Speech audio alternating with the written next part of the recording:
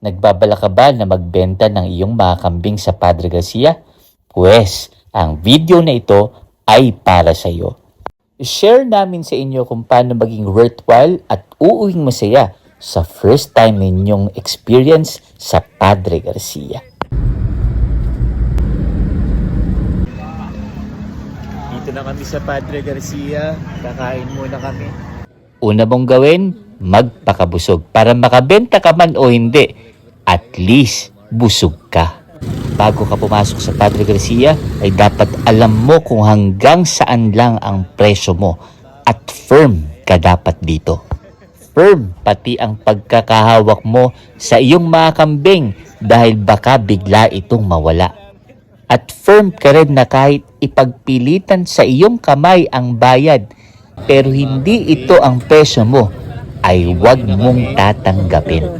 Masaya din dito dahil makakamit ka ng mga vlogger na makakatulong sa iyo na ma-promote ang iyong farm. Maraming magtatanong sa iyo at tatawad sa iyo na para bagang galit, pero hindi sila galit. Ganyan lang talaga ang tono ng mga Batanggenyo. Kaya ang gawin mo, ngumiti na lang, makipagkwentuhan sa iyong mga kapwa magkakambing. Kumbaga, good vibes only.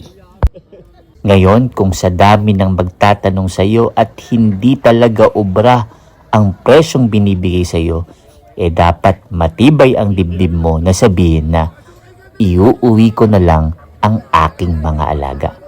Aaminin namin sa inyong hindi naging matagumpay ang pagbebenta namin sa Padre Garcia. Pero pinili pa rin naming umuwing masaya. Masaya kami dahil marami kaming nakilala. Di man namin naabot yung kitang inaasahan namin para sa aming mga kambing. Pero malaki naman ang aral na pinabaon sa amin ng experience na ito.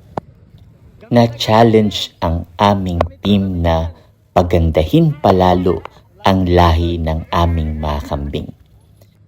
At may awa ang Diyos sa ganoong paraan ay baka dumating kami sa puntong hindi na namin kailangan ialok ang aming mga kambing, kundi kami na ang hahanapin.